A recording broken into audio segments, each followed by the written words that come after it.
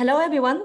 Welcome to the OECD webinar on fostering 21st century skills in higher education. I am Shizuka from the OECD, and I have the pleasure of moderating this session together with my colleague, Matthias Buchert. This webinar is organized as part of the OECD project on teaching, learning, and assessing creativity and critical thinking in higher education. And you will find more information about the project in the URL my colleague will be sending in the chat shortly. Today, we are very honored to be joined by three experts from Europe and North America. First, I would like to introduce Sue Carson. She's a program director at the National Science Foundation in the United States. Second, Claire McAvinia, educational developer from the Irish National Forum for Enhancement of Teaching and Learning in Higher Education. And last but not least, Jason Yan, Senior Policy Advisor at the Post-Secondary Education Quality Assessment Board in the Ontario Ministry of Colleges and Universities. We will start with a panel discussion, and then I will hand over to Matthias to manage questions from participants. Please send your questions in the chat, and we will try to answer as many as possible. So let's start discussion. I will start by asking questions to Jason. Higher education systems across OECD countries use quality assurance systems to ensure the relevance and the quality of study programs. In Canada, particularly in Ontario, how does the system, quality assurance system, ensure the quality and the relevance, and also steer higher education institutions to foster the development of 21st century skills, such as creativity and critical thinking? Yeah, great question. Thank you. And hello again, everyone. Good morning, good afternoon, or perhaps maybe even good night, depending on where everyone is kind of logging in from. It's great to see so many people from around the world joining in on this little session, and I'm very excited to be a part of it. So kind of as Shizuka mentioned at the top end, I currently work for the Ontario Ministry of Colleges and Universities here in Canada. So I think, for these, the answers that I'll have for these questions coming up, they will be a bit more focused in Ontario specifically rather than Canada as a whole.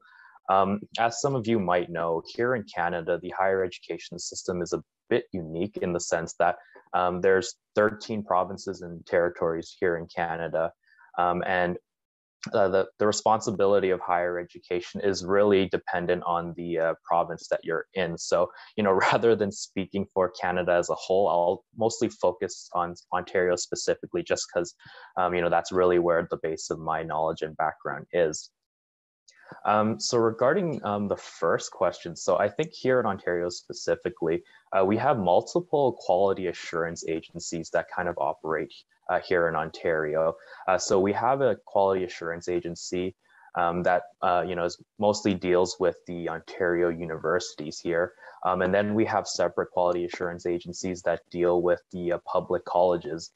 So we have two specifically that deal with the public colleges. One will deal with credentials such as degrees from offered by the public colleges.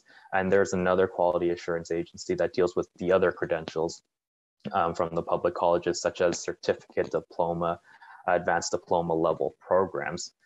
So for each of these quality assurance agencies, I think for the most part, the standards and benchmarks that they kind of have and use to quality assure the institutions as well as the programs that they offer, they are a little different but in the sense that they're more geared towards the specific institutions that they are kind of quality assuring. But for the most part, I would say they are very similar throughout the end of the day. And when they quality assure their institutions and the programs, I know for a fact that the 21st century skills such as critical thinking, creativity, etc., are something that comes up throughout those quality assurance reviews. When it comes to discussions with faculty, teachers, students, senior administrators, etc. Specifically, I would say maybe for the degree programs for the Ontario colleges here, for our quality assurance agency that kind of quality assures those degrees, we do have breadth programming requirements. So this is really, the learning outside of the core of the program, where we encourage, the institutions in the program areas to focus more on those skills such as critical thinking. And for other credentialing, such as the certificate and diploma, advanced diploma level programs, here in Ontario, we have something called program standards, which the ministry develops for those non-degree level programs. And for those program standards, there's really three components that are very important for those program standards. So one being the program level vocational learning outcomes, two being the essential employability skills, which includes skills such as, the critical thinking, numeracy, personal, interpersonal skills, which in a way really are those important 21st century skills that we're talking about here. And third, the general education requirements, which is really the learning beyond the core of the program. And again, those kind of themes and program areas do help with the development of those 21st century skills. Thank you. Do you have an example of curricular and classroom practices placing more importance on the development of these skills as a result of the quality assessment? Yeah, good question. So maybe I'll use an example for here in Ontario for what we call the program standard reviews.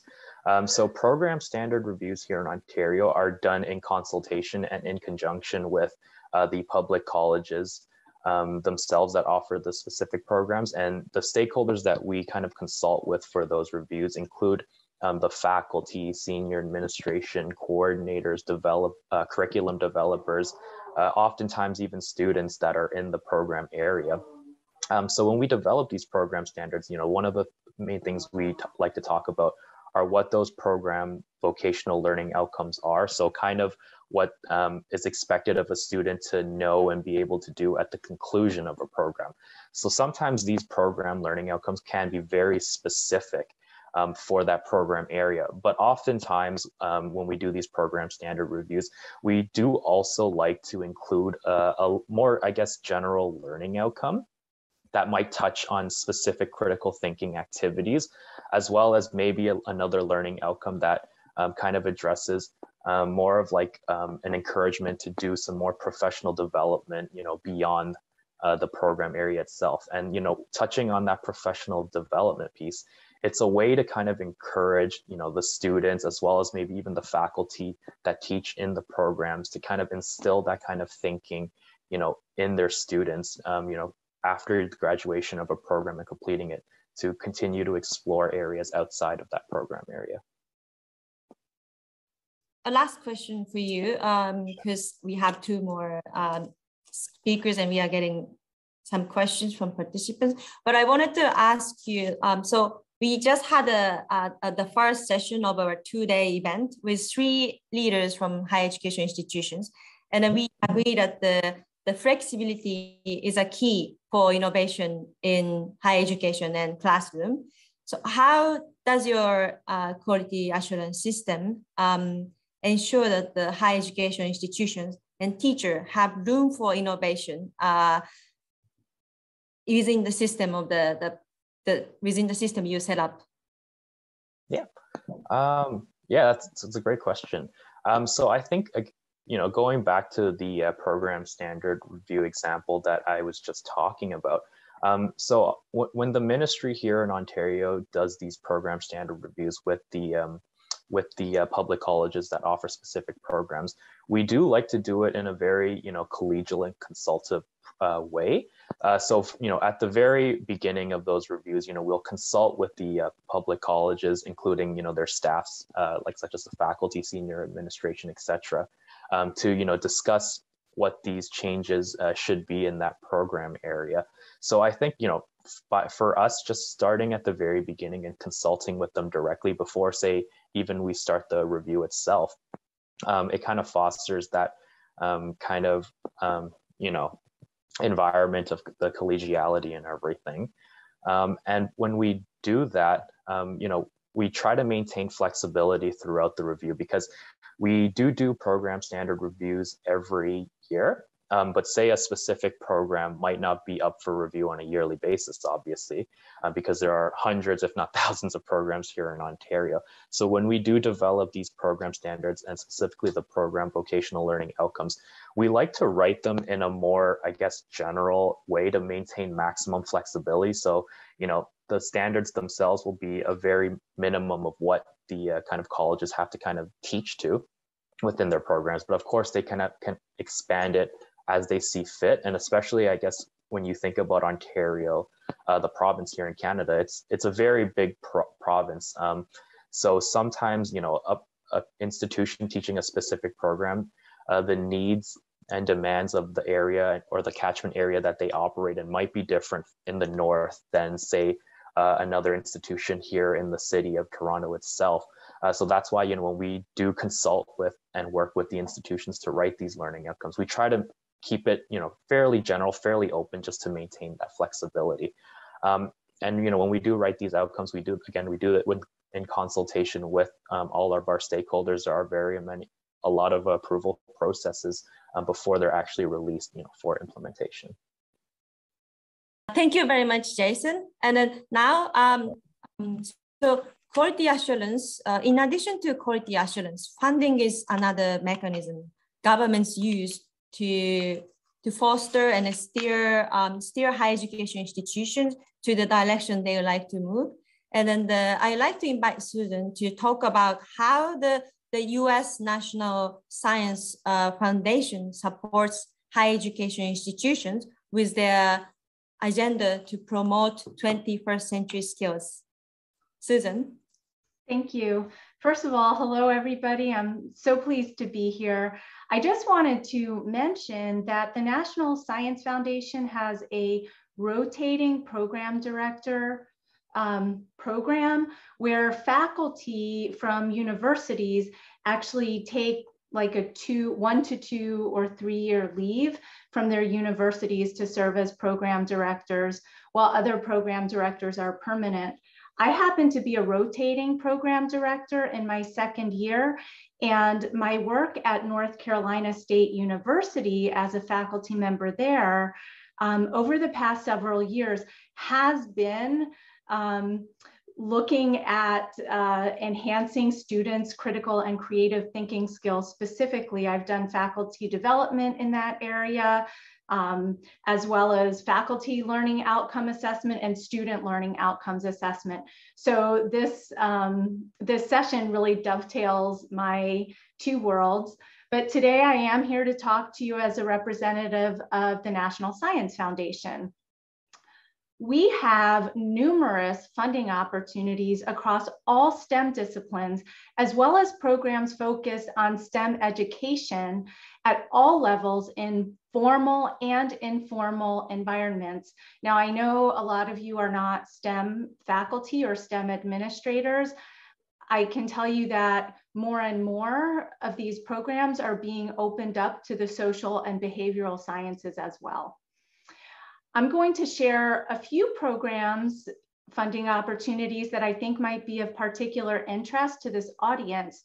2 pertain to research on STEM education in higher ed, and 3 are scholarship programs that also incorporate evidence-based teaching strategies within them. None of these are specific to critical and creative thinking, but any of them can have a focus on critical and creative thinking. IUs and ECR are the 2 research-focused programs, one focusing on applied research in undergraduate STEM education specifically, and the other focused on fundamental research in STEM education at any level of education.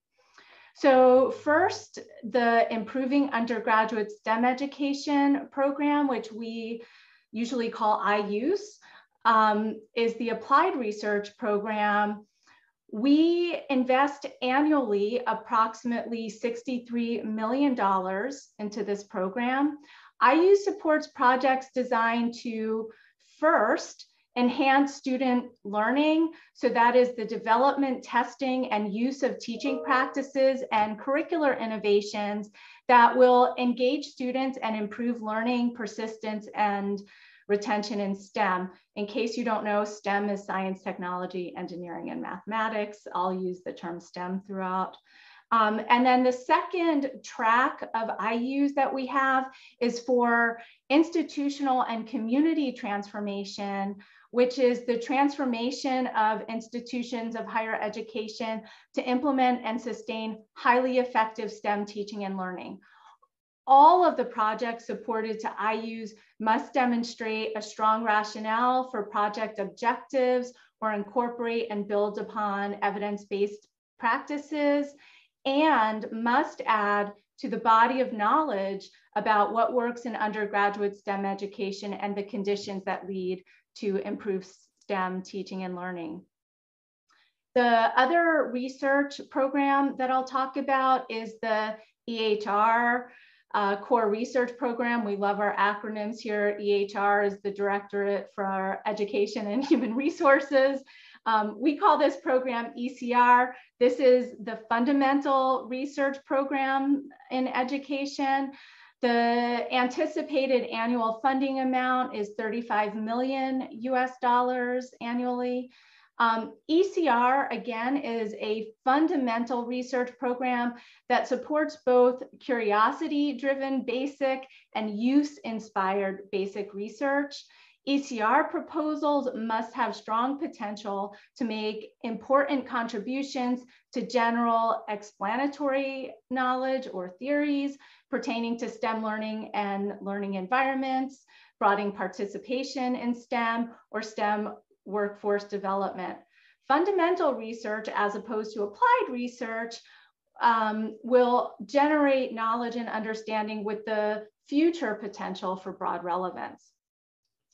The next three programs I'm going to talk about are primarily scholarship programs, but as I mentioned, they do require that their support in evidence-based teaching strategies, and certainly proposals can focus on critical and creative thinking if that is what they're interested in. The first is called the Scholarships in Science, Technology, Education, and Mathematics. We call that the STEM program. The annual anticipated funding amount varies between 80 million and 115 million per year. So the main goal of the STEM program is to enable low-income, talented domestic students to pursue successful careers in promising STEM fields, and then to contribute to the American innovation economy. We do not rely on financial aid alone to increase student success. Thus, any funded program will provide awards in addition to adapting, implementing, and studying effective evidence-based curricular and co-curricular activities that support student success in STEM majors. The next scholarship opportunity we have is called the Robert Noyce Teacher Scholarship Program. I'll call it the Noyce Program. Anticipated annual funding for that is $67 million annually.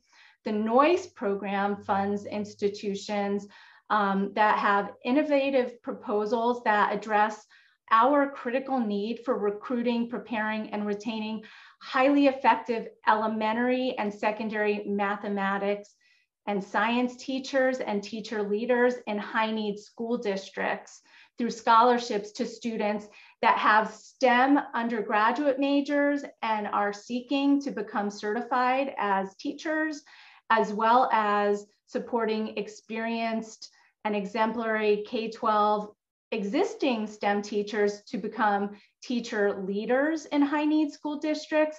And it also supports research on the effectiveness and retention of K-12 STEM teachers in high-need school districts. And the final one that I wanted to mention is across all directorates of the National Science Foundation, and this is the Research Experience for Undergraduates program, or REU. We fund REU sites, which funds a cohort of students going through research experience together at the same time. We also have supplements to individual grants to support undergraduate research. The anticipated funding amount for this annually is a little over 76 million US dollars. This program supports research participation by undergraduate students in any of the areas of research funded by the NSF.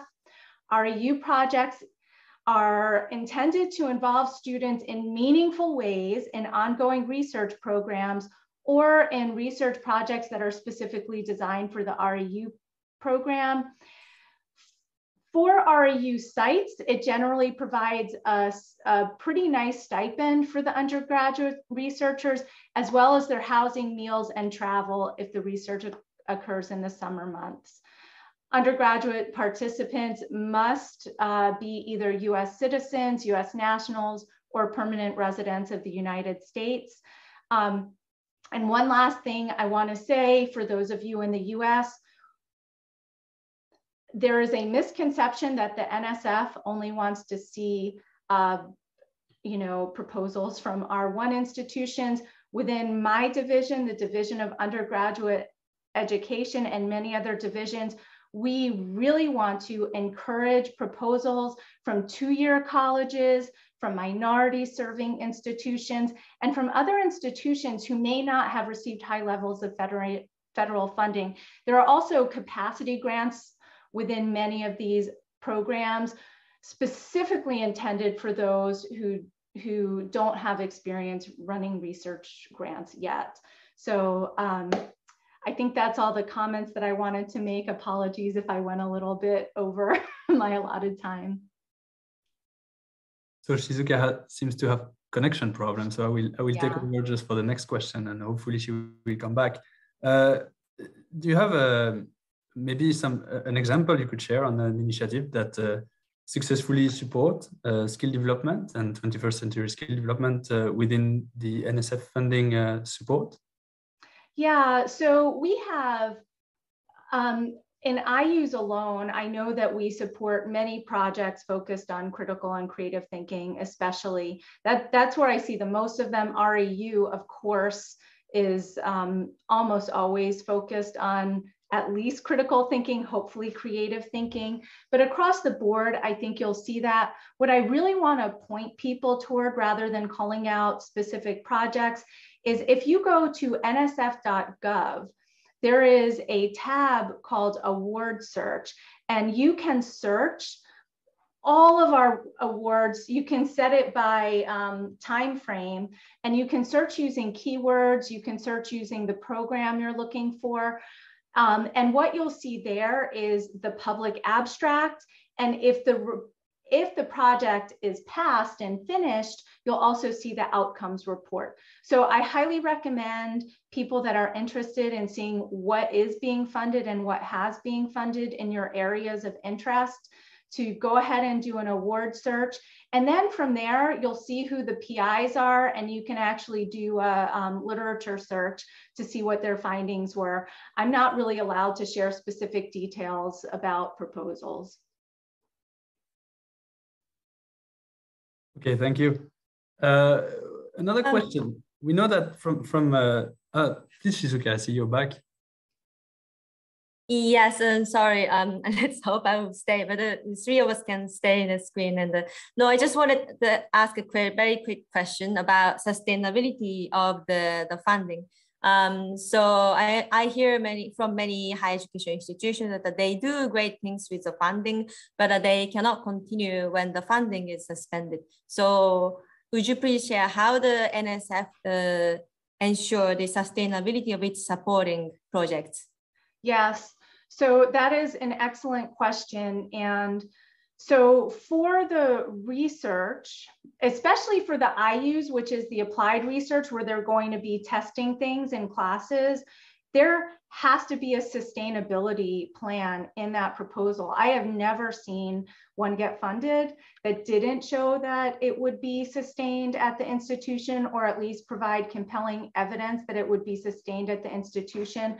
So the funding for the IUs, for example, really is about doing the research and getting started, but to be a successfully funded, to be a funded proposal to receive an award, the proposer does have to show that they have institutional support for sustainability.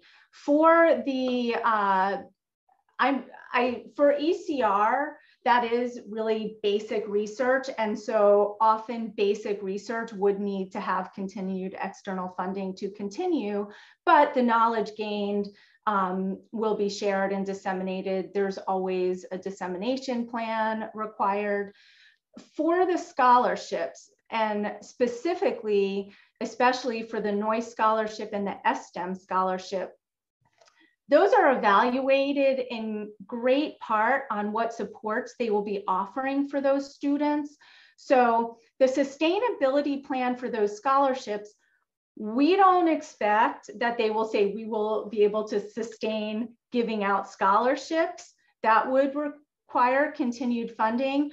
But what we do look for in review of those proposals is that the supports that they are testing and implementing at their institution have institutional support, and that if and when their funding ends, that those supports would remain in place. So that is required in those proposals.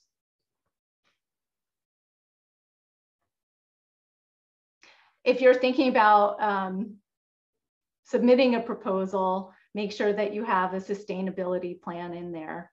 Again, not for, you know, giving out stipends, but for the rest of it. Okay, I'll take the next question, I think. Shizuka, are you here? Yes. Yes, I'm here. And thank you very much, Sue. And so quality assurance and funding are indeed very important policy instrument, as we discussed, and to steer higher education institutions with the development of 21st century skills. But also teachers, for them, these are not enough. And teachers do need support to understand what kind of skills are demanded in the society, and also how they update their teaching skills and knowledge. So I wanted to ask Claire how the Irish National Forum supports teachers update their teaching skills, knowledge to foster students' 21st century skills. Thank you, Shizuka, and thank you for the invitation to be at the webinar today, and hello to colleagues joining from around the world. It's really interesting to see where everybody's come from. So yeah, just to give, I suppose, a brief context of the National Forum's work. We're an agency, if you like, a forum that was created within Ireland to support the enhancement of teaching and learning within higher education institutions, that got underway about 2013. It had been there had been a consultation in 2012, so we're just about 10 years old, maybe a little bit under 10 years old. And really the role of the forum is to try to work across the sector in Ireland with individuals, with the teams they work in, with their institutions, and then with the sector overall. So there's quite a number of ways that we try to do that. And it's been strategically led and strategically driven. So our strategy comes from the sector. We consult with the sector all the time to see what do people need, where are the areas that they want to see skills, capacities, knowledge enhanced in regard to teaching, learning and assessment. And we hope to cascade that, you know, if there are people engaging with us, that they cascade that on to their colleagues, and ultimately it's for the benefit of all the students, or as many students as possible. So our strategic plan, we've just finished the end of the last cycle from 2018 to 2021, and you can see that on our website, which is just teachingandlearning.ie with AND rather than ampersand, teachingandlearning.ie. And what we framed for that period of work was to look at particularly the professional development of all those who teach, teaching and learning in a digital world, teaching and learning enhancement within the disciplines, and student success. So all of those strategic priorities relate to the updating of the knowledge and the skills and the capacities of those teaching, and to develop those relevant skills further within practice. And we've had specific projects within each of those priorities as well. And again, trying to reach the individuals, the teams they're in, the institutions and the sector overall. So you can see that nuance throughout what's talked about on the website. So particularly over the past 18 months, 2 years, we have been working very hard on a project called Vital, the Valuing Ireland's Teaching and Learning project, which is about recognizing the importance of this work. And again, sometimes we can see that it's very important to individuals, but we'd like to see greater recognition for that within their institutions and within the sector. We've also been looking at supporting open education, so related partly to digital education, but not only to digital. We've looked at open education, openness of practice, openness of methods and sharing those, and also sharing resources, which has been particularly important since the pandemic started. And then speaking of the pandemic, we also framed a project between 2020-21 called Next Steps for Teaching and Learning, Moving Forward Together. So it wasn't only a response to the pandemic, but it allowed us to respond to what had happened across the sector in Ireland during the pandemic, and to try to think about what was going to happen next in teaching and learning. Again, very consultative, very collaborative, and collaboration is the hallmark really of the work of the forum. So all of those have been strategic initiatives and projects to develop, enhance the skills and knowledge and practice of people teaching in higher education, but also to recognise that work and to raise its profile, to show how it's valued, to encourage the sector to value it as well. And I suppose reflective of that as well is perhaps some of the longer term work that we've done around funding and award schemes. So for example, we have the Teaching Heroes scheme, which is actually student led, and the students can nominate staff who they feel have shown excellence in their teaching and demonstrated excellence in the enhancement of teaching and learning. We also have something called Delta. It predates COVID Delta, so we may have to rebrand, hopefully not, which is a team-based award, and programme teams then can submit their work to demonstrate excellence in how they've developed teaching and learning within the disciplines. So we've got the disciplinary element there. And we've also, in the past 18 months, 2 years, had an inaugural series of teaching and learning research fellowships. And they've been quite prestigious. And I think that was, again, a conscious decision to show that this work is valued, is valuable, that it's worth getting engaged in, that institutions can see members of the institutions really undertaking very robust, very systematic research around particular topic areas. So some of those have included lab-based teaching, or the assessment that goes on in the workplace when people go on placement and they're undertaking internships or other processes like that. So those are just some of the ways that we've tried to have an umbrella, I suppose, over lots of different initiatives and strategic direction of this work to enhance what's going on in the teaching and learning. Thank you very much, Claire. Sounds like a lot is going on in Ireland. And do you have an example you could share with participants of like professional learning programs that are popular amongst teachers, and also helping them integrating the development of 21st century skills in curricula?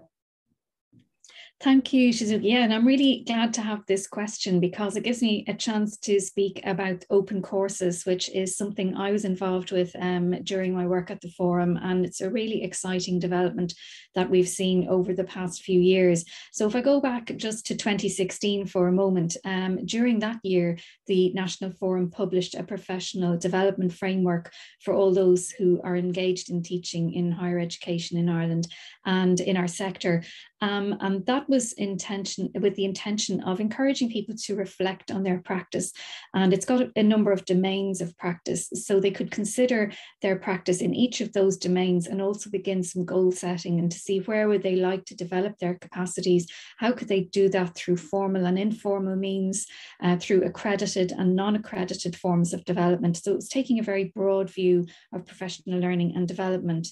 But at the same time, the forum wanted to help people to engage with the framework and to support them. So we began to develop a suite of courses called the Open Courses, and you can see them at just www.opencourses.ie. So they're fully open, they're free, they're accessible to anybody who wants to have a look at them. And they have been developed by collaborative teams around the sector in Ireland. So the team forms and then submits its idea to the forum and receives some financial support to design and develop that course and to run it. And they're a little bit along the micro-credentialing lines. They're small courses, about 25 learning hours with 4 learning outcomes or objectives. They have run online since March 2020 for obvious reasons, but in fact they aren't exclusively online. They have run face-to-face and in blended modes, and they're also available in a self-study mode, and people can achieve a digital badge from their open course. So we've seen very strong uptake of the open courses, and again that's been at an individual level where someone sees it and signs up for it, but we've also seen institutions take the course, put them into their own e-learning environments and run them locally, which is something we really want to grow over the next number of years. And we've had an experience with the Universal Design for Learning open course over this past year with our colleagues in AHEAD, the National Agency around Inclusion and Disability in Higher Education, which has just absolutely taken off. And we would call it a MOOC rather than an open course at this stage, because there have been hundreds and hundreds of people involved in getting their Universal Design for Learning digital badge. So that's a really strong example that we have, and we're hoping to see that grow over the years ahead. Thank you very much for your very concrete example. And I'm sure participants, I'm not the only one very keen to ask questions. So I will stop with my last question. So my last question will be, so preliminary findings from the OECD project show that the time, lack of time is the biggest challenge teachers have when they integrate new pedagogies and also the development of these skills in curricula and also classroom practices. So would you please share how the forum supports teachers to ensure they have time to think about their curriculum development, and also they are encouraged to spend some time for their professional learning?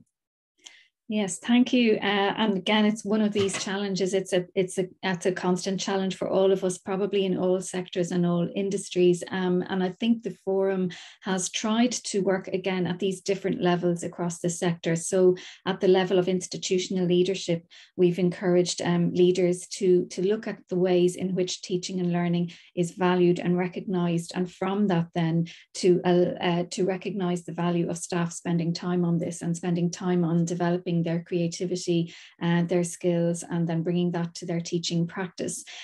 So particularly the Vital project has been one of the key ways that we've done that. And at the very end of 2021 in December, we had worked on a draft national framework for the recognition of professional learning around teaching, learning practice. So we're hoping that work will continue now into this new year. But I think at the individual level, if we can show people that, you know, working in this way, developing their skills, their capacities, their creativity, the critical thinking that they're doing around their teaching, learning, bringing that with their students, if we can show that that will actually solve some of the problems that they might be experiencing or the wicked challenges that we hear about, that can be very incentivizing and very motivational. And I think if that pushes it up the priority list, then people can make some time for it, and they can stand over that decision with those who are leading and managing and say, well, look, this is actually going to make things easier into the longer term. It is strategic. It is feeding into what our institutional missions are.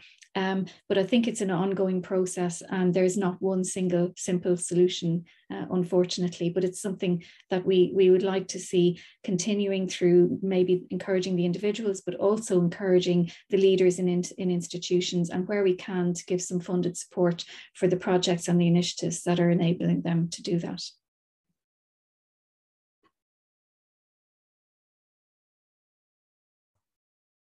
You're muted, Shizuka, I think. Thank you very much, Claire, Sue, Jason. Very insightful. And now I'll hand over to Matthias to manage questions from participants. Thank you. Thank you, Shizuka. And thank you to the three of you indeed for sharing those very interesting points. There is a lively discussion ongoing currently in the chat. We're trying to keep an eye on it, even though we might miss a few questions, so please excuse us if it's the case. But yes, maybe as a first question, we've seen that there's a big discussion going on assessment, or that has been going on, and a lot of questions on whether there are tools that exist to assess students' 21st century skills or creativity, critical thinking. We've seen adaptability as well. Is it also possible to assess those skills, in your view, from a more policy perspective with a standardized manner? So I don't know if it's if you have any views on that. Maybe Jason, you could start. Are you aware of any initiatives in that sense? Yeah, I guess maybe just thinking about you know, kind of my background in this. So a lot of times when we do our quality assessment reviews, we do hire experts in the field, right? So like if it's depending on the specific program we do, we'll hire a program specific expert. And I think for us, you know, we do have our own standards and benchmarks to kind of assess, you know, programs and skills, etc. But we would rely heavily on the experts themselves to actually, you know, assess those specific skills like critical thinking, because, you know, it is difficult to kind of assess, let's say, in like a test or written assignment, right? Like I know some of these skills are things that have to be done maybe in a scenario situation rather than kind of you know, more of in a testing way. Sue, do you have any answer to this particular question? Okay, so first of all, NC State, Sue, has incredibly strong opinions about this, incredibly strong. But I'm not that person, and I'm representing the NSF right now. So I'll leave those out. What I'll say is, if you submit a proposal to the NSF, especially, well, any of them, even for the scholarships, but especially for the research ones, you do need to make sure, I've never seen an IU's proposal funded that didn't have this. Student learning outcomes aligned explicitly to the stuff you're going to do, aligned specifically to what your assessments are. So those three things, your outcomes, your interventions, and your assessments all need to be aligned. So that's what I'll say from the NSF. And however you do that, and if you can do that compellingly, you have a greater chance of funding. If it's not very compelling and it's not explicit, you have I think a pretty low chance of getting funded. Probably no chance for the research ones. I'll leave it there. I think that there are different ways to assess, and some are much stronger than others, and especially with the creative thinking ones, there are ways, but I don't think they're the simple ways. Mm-hmm. Indeed. Yeah. Claire, do you have any views on this, even though the professional development is a bit different, but it can also be about monitoring, the impact of project, because in the end, student learning outcomes are the end objective, but it can also be one of the impacts. Absolutely. And I think one of the areas that we're challenged on in teaching, learning, development and enhancement is people saying, what's the impact? What's the impact of your work? And usually they're talking about the impact on students' learning and the outcomes for students. So certainly in the work that I would do, I would echo what Sue has just been saying. We talk about constructive alignment following the work of Biggs and Tang all the time, and saying within our modules, within our programs, within our qualifications, we'd like to see learning outcomes aligned with assessment, aligned with the teaching and learning activities, so it's all integrated. The National Forum had a thematic focus on assessment in its last cycle of work, which colleagues might be interested in on the website. And we framed it as assessment for learning, assessment as learning, assessment of learning. So to begin to see assessment as multidimensional, it's not only summative at the end, but something that's integrated all the way through. And I think, again, the pandemic has challenged us to rethink assessment. We seem to have a lot of discourse in this country and internationally around preserving exams and getting back to exams and somehow wanting to get back there. But actually, you know, in what other setting are our 21st century graduates going to be sitting handwriting continuously for a number of hours? Is that really what we want to prepare them for? So while it's challenging and resource intensive to rethink, to do other assessment, maybe that's something we really need to be addressing now. Indeed, thank you. There was also a question to Jason. There was a question about getting student buy-in and maybe how to motivate or engage them, especially to engage in those non-credit modules. Do you have? Is there anything is there any solution? Are there any solutions to encourage that? Yeah, no, that's a wonderful question. So I think for us, you know, like when we do reviews and assessments, you know, our main and primary stakeholders obviously are institutions that offer the specific programs, as well as, you know, the staff that work within those institutions. But what we do like to do throughout the process as well is to also involve and invite as many students as we can, whether they are current students in programs or graduates of the program as well. Yeah, because we would like to hear kind of their perspective on these kind of things, right? So like when they're in the program, you know, as a student, obviously, you know, your view is a little bit different than, say, a faculty member who's been teaching in that program, right? So your experience will be very much a little bit different. So we do like to hear those. We do like to hear from current students as well as past students as well. And by hearing kind of these examples from them, it kind of will help us build and develop, you know, say the program learning outcomes that we develop in a more, you know, in a better way to also encourage the students to follow them at the end. Thank you. We also had a question on the role of external partnerships. So how those collaboration with, for example, industrial actors or community partners be helpful to foster the development of student 21st century skills, and whether the programs that you've been working on have integrated some of these aspects into question. Maybe Sue, you want to address that question? Do you fund the... Yes, except I was responding to something in the chat. So can you repeat the question? Yes, the question was about external partnerships. So does NSF promote or fund programs that imply students working on actual problems in their territory, or solving real issues in collaboration sometimes with external partners? Do you have some work on that? It was a question in the chat. So I'm not sure exactly what is intended by the question. However, what I can say is that we have funding opportunities for industry and academic alliances. We have, you know, we give grants to nonprofit organizations. We even give grants to industry. So we don't usually give grants directly to students. The only thing that I can think of where we give grants directly to a student is the GRFP program, the Graduate Research Funding Program, which is a scholarship for graduate students that they can pretty much take anywhere they want to go and funds their research. But we don't, other than that, we're not directly funding undergraduate research. So we do fund programs that involve those kinds of collaborations that students could get involved with. Does that make sense? Indeed.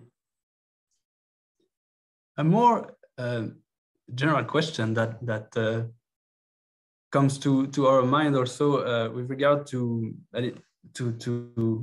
policy and higher education policy is maybe the fact that since higher education institutions in most countries are quite autonomous, what do you think, in your own view, what do you think is the role of policymakers at the more system level with regard to driving or to influencing teaching in higher education? It's more maybe philosophical question, but I would like to hear your views on that. Maybe Claire, do you want to?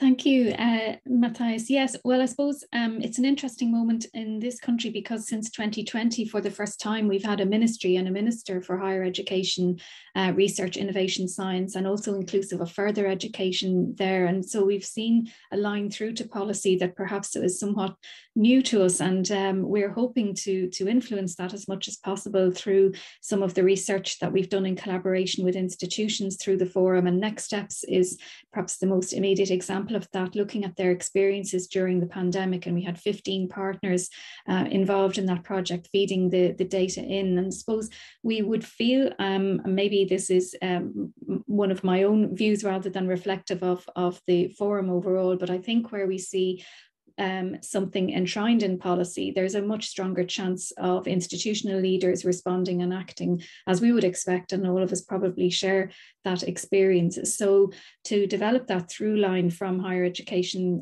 into the ministry and into policy is something we're very optimistic about, and that we can see particularly the changes that have come about in the last 2 years as perhaps an opportunity. They've been extremely difficult and challenging, but that they offer us the opportunity to rethink and to reimagine some of what we're doing in teaching and learning, and to recognize that we have lived online. We don't want permanently to be there, but we do recognize the importance of the digital skills and capacities in particular. So how do we foster those further? And I think if some of that were to come into policy, the leadership would respond and everything else would be geared more towards that. Thank you. Jason, maybe do you want to react to that question? Yeah, so I think for Ontario here, we're a bit different than Claire and Ireland. So, you know, we've had a higher education ministry operating in Ontario since, you know, very early on in the day. So, you know, it's been a long-standing ministry here in Ontario. And, you know, one of the goals of this ministry really is to work in partnership and in collaboration with our higher education institutions, such as our public universities, our public colleges, private career colleges, etc. And I think, you know, having and maintaining that long-term partnership with them is something that we really, you know, really aim to do by, you know, providing them with the support, such as, again, you know, obviously a big topic recently is really the pandemic that we've kind of been living in. But, you know, thinking about how us as a ministry can kind of support the institutions that we work with throughout something like that, you know, whether it be, you know, extra funding or, you know, COVID pandemic planning initiatives. Thank you. And Sue? I was responding to the chat. Oh my gosh. The question was more, what role do you think the government or policymakers at the system level should play with regard to higher education, given that the institutions also have their own autonomy for several reasons as well? Yeah, this is not the NSF opinion. Well, actually, here's what I'll say about the NSF. For almost everything that someone has a question about in their research grant, as long as they are doing the stuff that they said they're doing, they're supposed to follow their institutional guidelines. Even for the STEM program, for example, where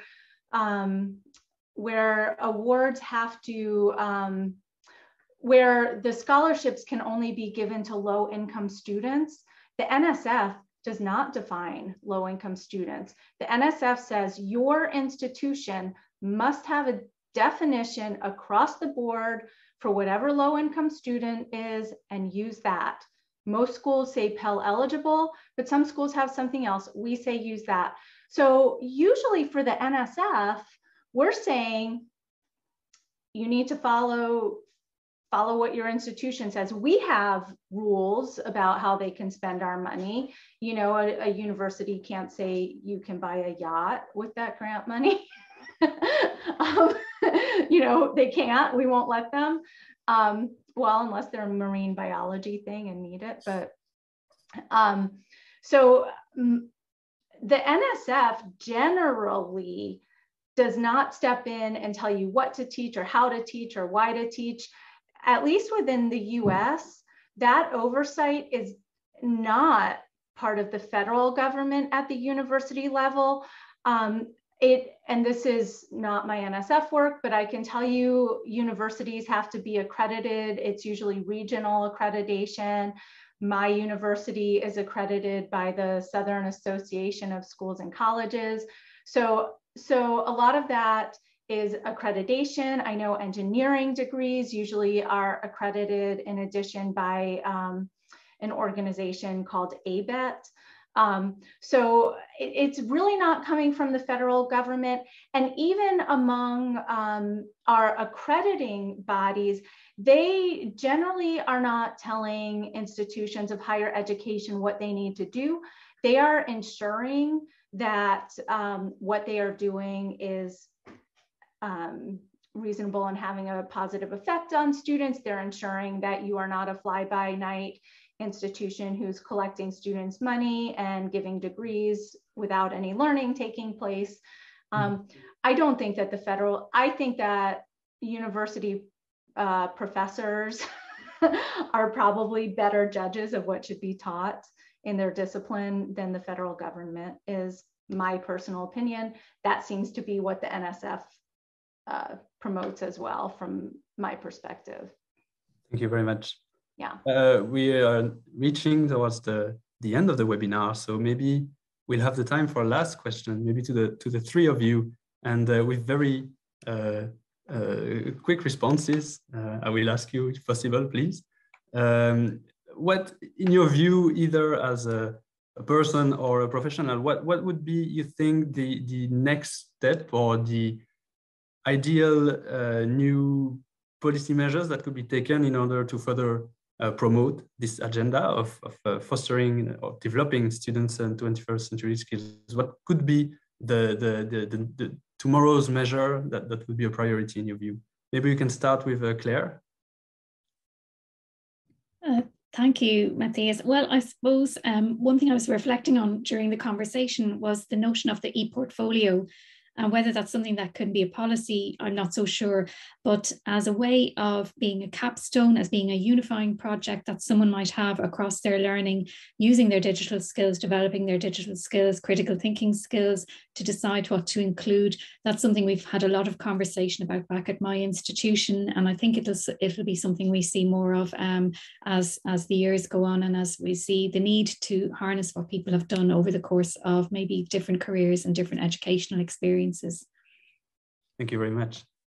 Jason, what would be your view? Yeah, so quickly for me, I think the most important thing will be to do the proper engagement, with the sector and the stakeholders that will be delivering on these skills. Because I think as long as we do that proper engagement, reach out early, have those good discussions, and then start building something good up from the ground up, that would be the best thing to do to encourage them. Thank you very much. Sue, the last point is for you. Yeah, I think I already said this, but I'll say it again. I don't think that the federal government should dictate what is taught in higher education and how it's taught. However, I think that the federal government can make a difference, because at least at Research One universities, and actually at a lot of smaller colleges as well, money talks, and the things that administrators at universities often value the most, especially at our ones, is money and grant dollars. And so I think that if the federal government has programs like we have at the NSF that allow faculty to actually get grant dollars to promote higher order thinking, critical and creative thinking at their institutions, those will make a difference, because if there's grant money involved, again, I'm speaking for R1s because that's my biggest experience. If there's grant money, administrators take notice, and that can have a snowball effect at an institution, especially for grant dollars that are geared toward institutional transformation. So I think that those kinds of funding opportunities are incredibly important. I think that the federal government really should be using carrots, not sticks, to promote those things, because at many institutions, investing, for faculty to become better at enhancing students' critical and creative thinking skills, they need faculty development. They need to spend time thinking about their courses. They need time to revise their courses. So those things have to be valued at the institution for their promotion and tenure. So those are some ways that the federal government can help make those things more valued at a university. Indeed, thank you very much. So we're reaching the end of the webinar for real now. I want to thank you, the three of you, very much for those very interesting points. I also want to thank colleagues at the OECD and Shizuka here for preparing this session and making the discussion possible. This webinar was part of a two-day event in which we have three public webinars. The next public webinar will take place tomorrow at 9:30 a.m. Central European Time. So if you're available, if it's not the middle of the night, please join. It will focus on similar questions, but on another geographical region of the world. We will discuss the Asia Pacific region. So that being said, you can still find all the links about the project and about the conference in the chat. It's all there on the internet. And thank you very much for attending. We wish you a very good evening, night, morning, afternoon, depending on where you are located on our globe. And see you very soon, we hope. Goodbye, everyone. Bye. Thank you, everyone. Thank you. Bye. Thank you. Thank you.